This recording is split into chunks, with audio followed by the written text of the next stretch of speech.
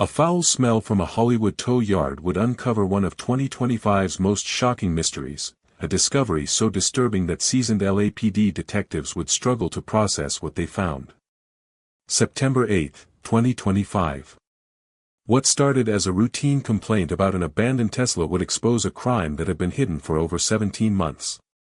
Have you ever wondered what happens when a teenager goes missing in the digital age? When social media connections blur the lines between fan and friend? When a simple like or follow can lead to something far more dangerous than anyone could imagine? In today's world, predators don't lurk in dark alleys, they slide into DMs. They build trust through screens. They exploit the very platforms our children use to express themselves. This is the story of 15-year-old Celeste Rivas Hernandez, a girl whose dreams of stardom and self-expression ended in the trunk of a rising R&B star's Tesla. Celeste wasn't just another missing person statistic. She was an artist, a daughter, a sister whose bright smile lit up every room she entered. She had plans, ambitions, and a whole life ahead of her. But somewhere between her suburban home in Lake Elsinore and the glittering lights of Hollywood, those dreams turned into a nightmare. The case has everything that keeps you awake at night: a missing teenager, a celebrity connection, mysterious tattoos, and a trail of digital breadcrumbs that investigators are still following. Social media detectives have been working overtime, connecting dots that may or may not exist, while a grieving family searches for answers that seem just out of reach. But how did a small-town teenager from Lake Elsinore, a girl who loved makeup tutorials and dreamed of creative careers, end up in the heart of Hollywood's dark underbelly? How does a routine movie date with your brother become the last time anyone sees you alive? And what role, if any, did fame and social media play in this tragedy? The answers to these questions reveal uncomfortable truths about the world we live in, where young fans can become victims, where celebrity culture creates dangerous power dynamics, and where the very technology meant to connect us can be used to destroy lives. Tonight, we're going deep into a case that has captivated the internet, divided public opinion, and left more questions than answers. So hit that like button, subscribe for more in-depth investigations, and let's uncover the truth behind the Tesla trunk mystery that has shocked the world. Because Celeste's story isn't just about one girl, it's about every teenager navigating the dangerous intersection of real life and digital fame. Lake Elsinore, California, a lakeside community nestled in the rolling hills of Riverside County, where strip malls and suburban neighborhoods stretch toward the horizon. With a population of about 70,000, it's the kind of place where families move for affordable homes, good schools, and that elusive California dream. This was Celeste's world, a landscape of palm trees and tract housing, where teenagers gather at the local mall and Friday night football games still matter. Born around 2010, Celeste Rivas Hernandez grew up in a working-class household that valued creativity and independence. Her mother, who would later become her fiercest advocate, described her as naturally artistic, always experimenting with makeup, sketching fashion designs, and transforming ordinary moments into something beautiful. Celeste wasn't the type to sit still. She had energy that filled rooms and ideas that spilled over into everything she touched. The Rivas household buzzed with the typical chaos of family life.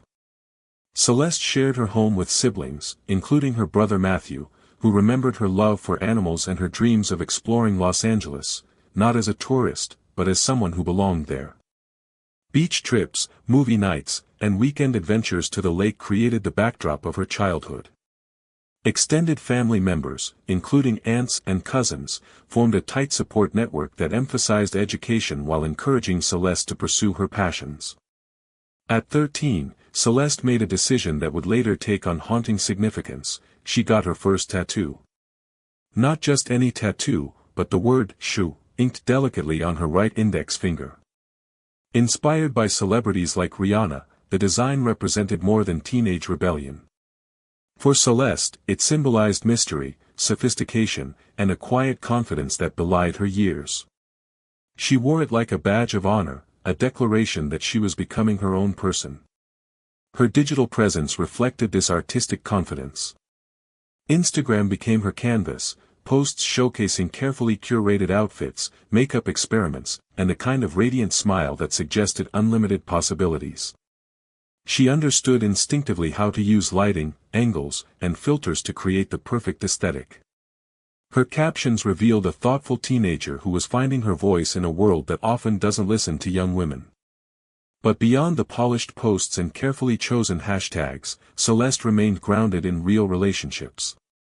She was dating a boy named David, her first serious boyfriend, according to her mother. This relationship represented normal teenage milestones: first love, shared secrets, and the excitement of discovering romantic connection. Friends described her as trusting and outgoing, someone who believed in the goodness of people and approached new relationships with an open heart. School life at Lake Elsinore Unified School District provided structure and social connection. Celeste wasn't just getting by, she was thriving academically while nurturing dreams that extended far beyond her suburban boundaries. She talked about careers in fashion, content creation, maybe even music. These weren't fleeting teenage fantasies but genuine aspirations backed by real talent and determination. The family dynamic that surrounded Celeste was built on love, communication, and mutual respect. Her parents encouraged her independence while maintaining protective oversight, the delicate balance every parent of a teenager tries to strike. Weekend outings to explore Los Angeles weren't just fun family trips, they were investments in Celeste's dreams, opportunities for her to see herself in bigger contexts. At 15, she stood at the threshold of everything she'd been working toward. High school was opening new doors, her artistic skills were developing, and the wider world was beginning to take notice of her talent. She had the kind of magnetic personality that drew people in, friends, family members, and yes, sometimes strangers who saw her posts and wanted to be part of her story.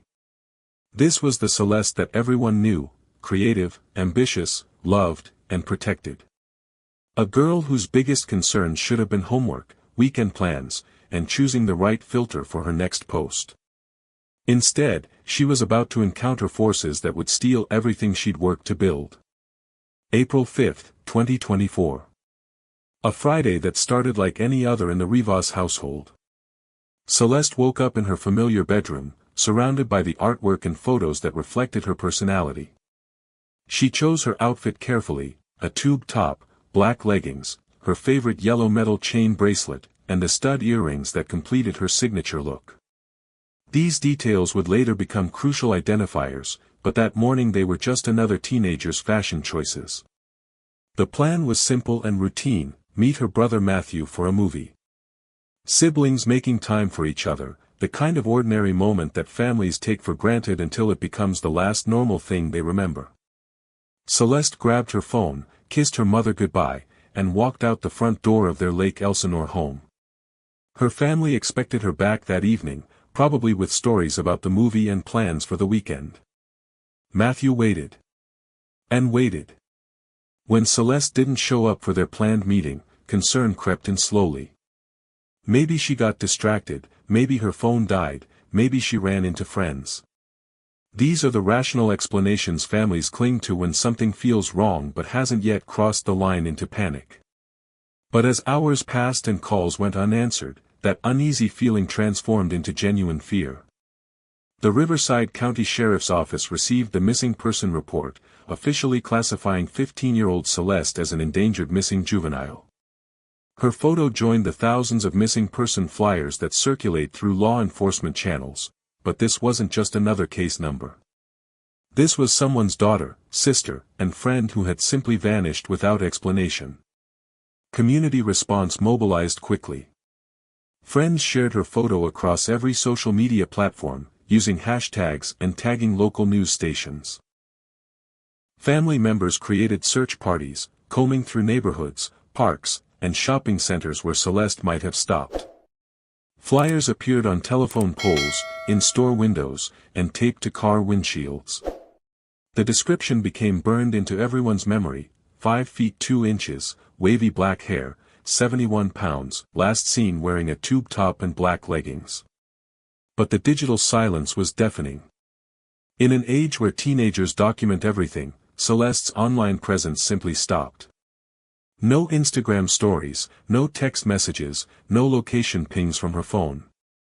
For a generation that lives through their devices, this complete digital blackout was perhaps the most alarming sign of all. Her last posts remained frozen in time, gathering comments from worried friends asking where she was. Days turned into weeks. Weeks turned into months. The initial surge of community energy began to fade as leads disappeared and hope became harder to maintain. Missing person cases have a cruel timeline.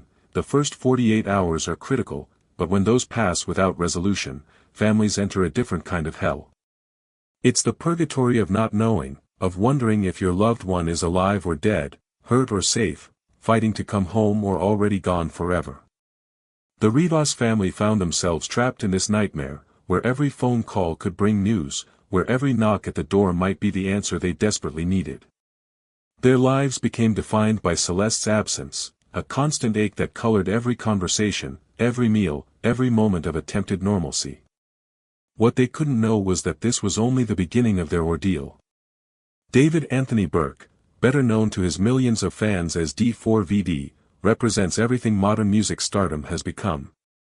At just 20 years old, this R&B sensation has accumulated a following that most artists spend decades trying to build.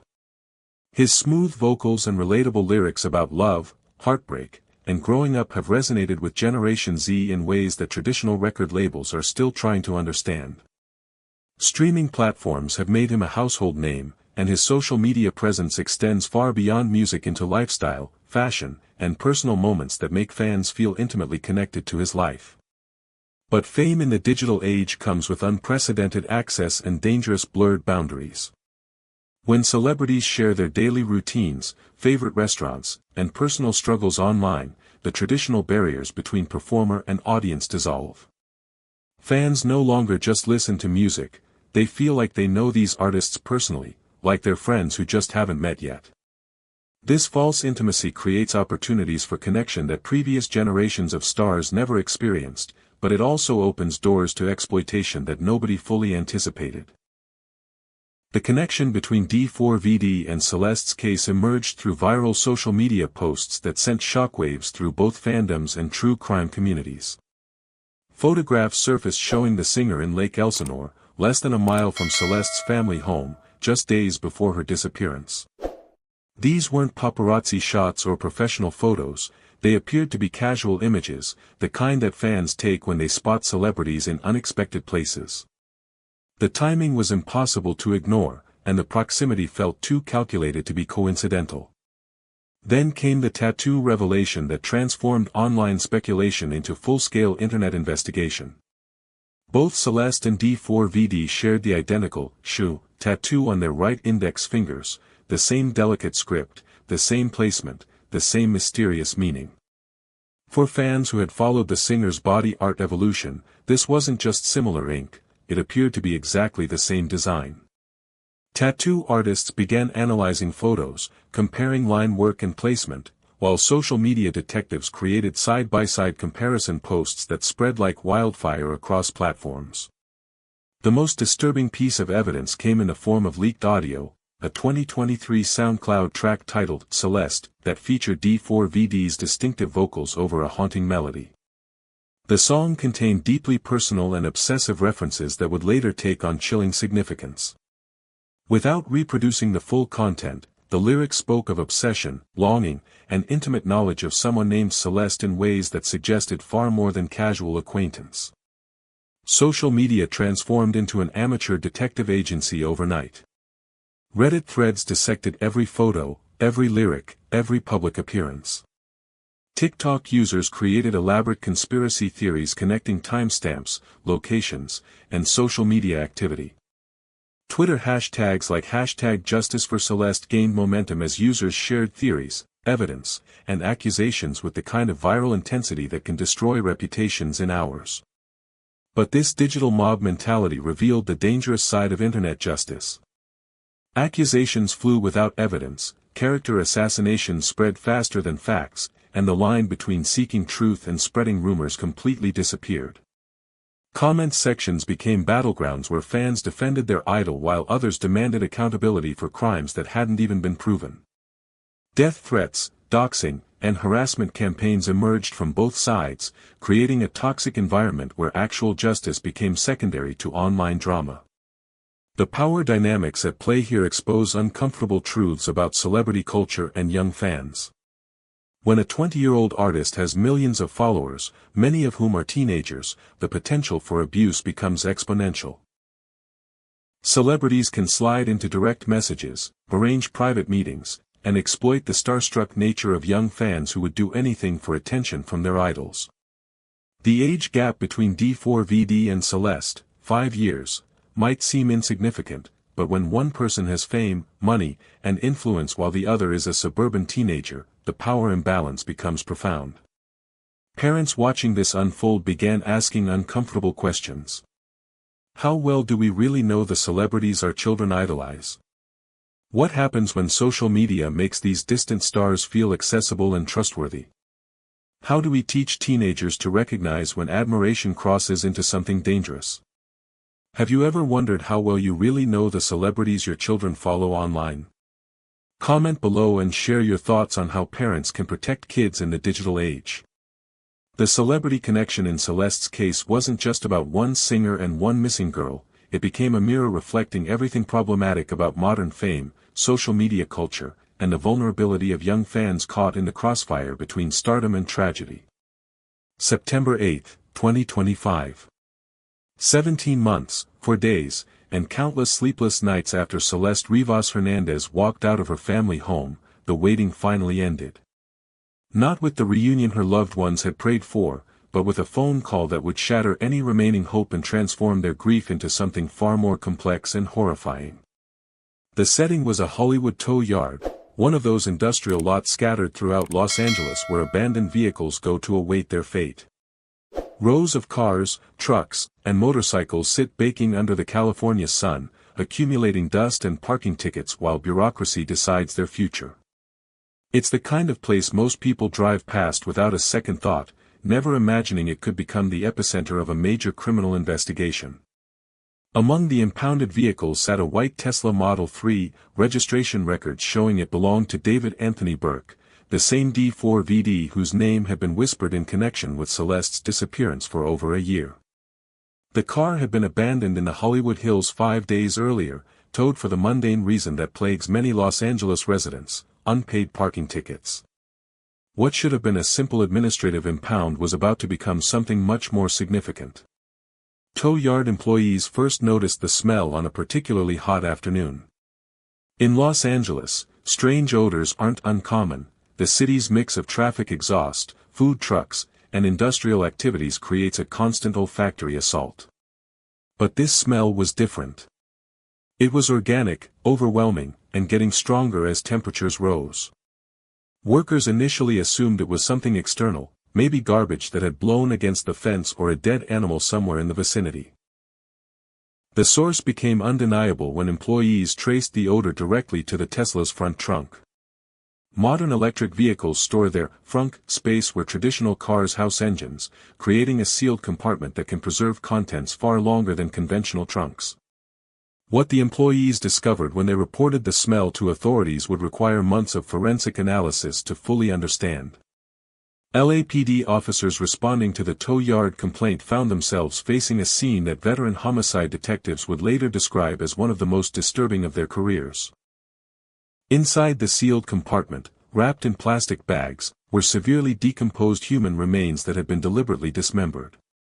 The condition of the body made immediate identification impossible, but clothing items remained recognizable: a tube top, black leggings, a yellow metal chain bracelet, and stud earrings that matched exactly the description from missing person flyers that had circulated for over a year. The forensic process began immediately.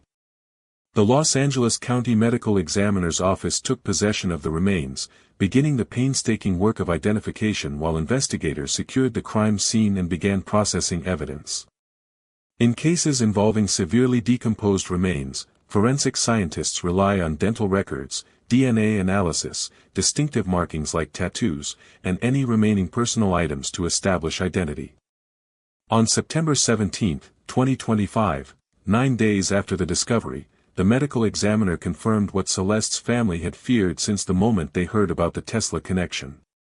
The remains were positively identified as those of 15-year-old Celeste Rivas Hernandez. The distinctive shoe tattoo on her right index finger, visible despite the decomposition, provided additional confirmation alongside dental records. The condition of the remains raised disturbing questions that investigators are still working to answer. The deliberate dismemberment suggested post-mortem interference, indicating that whoever was responsible had taken significant steps to conceal the crime. The sealed environment of the Tesla's front trunk had created conditions that both preserved and degraded evidence in complex ways, providing some forensic opportunities while destroying others. But perhaps the most haunting aspect of the discovery was the clothing. Celeste was found wearing exactly what she had on when she disappeared, the same outfit she chose for a movie date with her brother, now serving as evidence in a homicide investigation. These items, once expressions of a teenager's personal style, had become silent witnesses to crimes that took 17 months to uncover. The transformation of the Tesla from transportation to tomb raised additional questions about the timeline and logistics of the crime. How long had the car been parked in the Hollywood Hills? Who had access to it during the months between Celeste's disappearance and the discovery of her remains? Was the vehicle used as the primary crime scene, or simply as a disposal method? The family's statement, released through their attorney, was brief but devastating. "We are heartbroken but grateful to finally have answers. We ask for privacy as we begin to process this unimaginable loss." Behind those carefully chosen words lay 17 months of hope, fear, and now the terrible knowledge of how Celeste's story had ended. Share this video to help spread awareness about missing persons cases. Because every disappearance represents a family waiting for answers, and sometimes those answers come in ways no one should ever have to experience. The discovery in that Hollywood tow yard didn't just solve a missing person case, it opened a homicide investigation that continues to this day. When LAPD detectives took control of the case, they inherited 17 months of cold leads, social media speculation, and a crime scene that had been compromised by time and environmental factors. Homicide investigations require methodical precision, but this case presented unique challenges that would test even experienced investigators. The department assigned a dedicated team to work in coordination with Riverside County Sheriff's Office, creating a multi-jurisdictional task force capable of handling the complex evidence trail. The investigation's first priority involved securing and processing the Tesla itself. Every surface, every fiber, every microscopic trace could potentially provide crucial evidence. Forensic technicians spent days documenting the vehicle's interior and exterior, collecting samples that would undergo months of laboratory analysis. The car's computer systems were analyzed for GPS data, revealing its movement patterns in the days and weeks before impoundment. Modern vehicles are essentially computers on wheels, storing vast amounts of data about where they've been, when they were started, and even which doors were opened. D4VD's legal team immediately announced their client's full cooperation with the investigation. This cooperation included voluntary submission of phone records, social media account access, and DNA samples. The singer's attorneys arranged for formal interviews with investigators, during which he provided detailed accounts of his whereabouts during the relevant timeframe. His tour schedule, hotel records, and financial transactions all became part of the investigative timeline that detectives were constructing. Digital forensics has revolutionized modern criminal investigations, but it also creates overwhelming amounts of data that must be carefully analyzed. Cell phone records reveal not just calls and text messages, but location data that can place individuals at specific coordinates at precise times. Social media platforms store vast databases of direct messages, deleted posts, and user interactions that can reveal relationships and communications that participants thought were private. GPS tracking from vehicles, phones, and even fitness devices creates digital footprints that are nearly impossible to completely erase. But the decomposed condition of Celeste's remains created significant forensic challenges. Advanced decomposition can destroy crucial evidence like DNA under fingernails, defensive wounds, or traces of drugs or toxins that might explain the cause of death. The medical examiner's office faced the difficult task of determining not just how Celeste died, but when, where, and under what circumstances. Each of these questions required different types of analysis, and the answers might not be definitively available.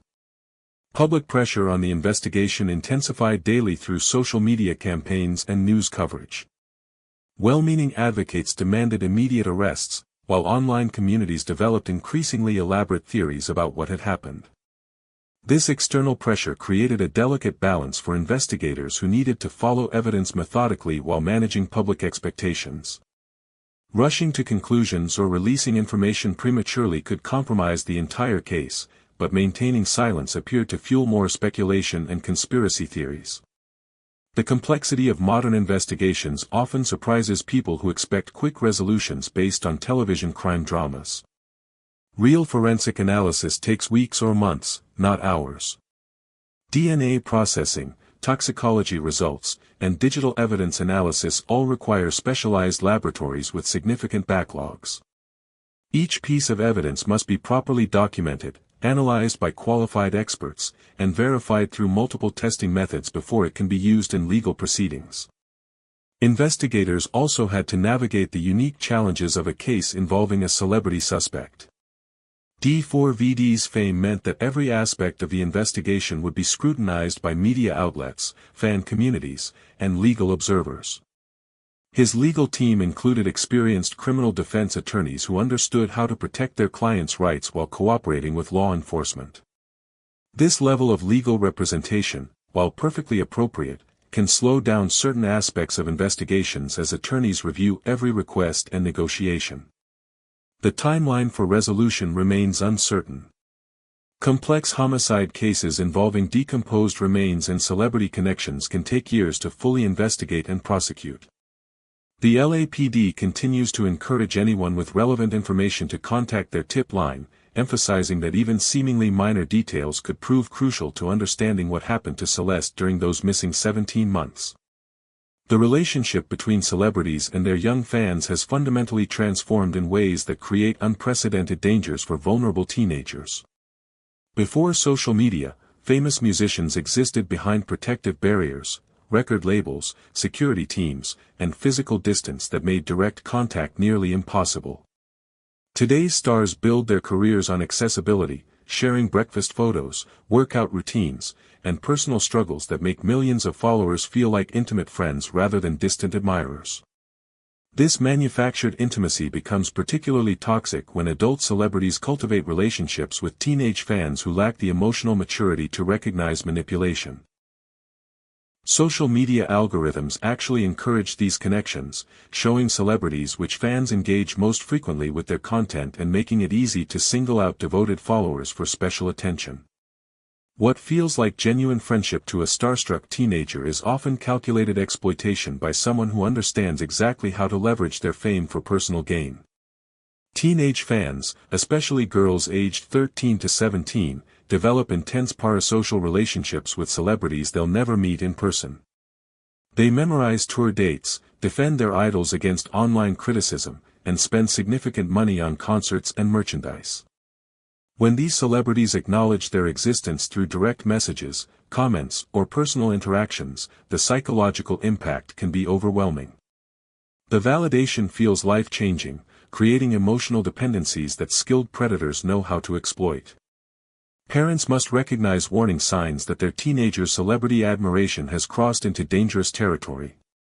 Sudden secretiveness about phone conversations, receiving unexplained gifts or money, requests to travel alone to meet online connections, and withdrawal from family relationships all indicate potential grooming situations. When teenagers begin prioritizing online relationships over real-world friendships and family bonds, immediate intervention becomes essential. The power imbalance in celebrity-fan relationships makes genuine consent nearly impossible, especially with minors. Adult entertainers possess wealth, influence, and social status that can overwhelm teenage decision-making abilities. They can offer career opportunities, exclusive access, and experiences that seem worth any sacrifice to young people still forming their identities. The promise of special treatment, romantic relationships, or professional advancement can lead teenagers to compromise their safety in ways they would never consider under normal circumstances. Celebrities who knowingly attract young audiences bear significant moral responsibilities that extend far beyond their artistic output. They must understand that their words carry disproportionate weight with impressionable followers and that private communications with minors create inherent risks of exploitation. The entertainment industry has historically failed to establish clear boundaries or accountability measures for artists who abuse their influence over young fans. Unfortunately, patterns of celebrity predation have repeated throughout music history. Cases involving R. Kelly, who systematically groomed and abused young fans over decades, demonstrate how fame can be weaponized against vulnerable victims. More recently, social media influencers and content creators have faced similar accusations, proving that these dangers extend beyond traditional entertainment industries into every platform where celebrities interact directly with followers. The music industry and social media companies have begun implementing stronger protections, including age verification systems, content monitoring, and reporting mechanisms for inappropriate behavior. However, technological solutions cannot replace parental vigilance and honest conversations about the realities of celebrity culture. Celeste's case serves as a devastating reminder that the line between admiration and victimization can disappear when fame meets vulnerability. Protecting young fans requires recognition that celebrity worship, taken to extremes, can become genuinely dangerous for everyone involved.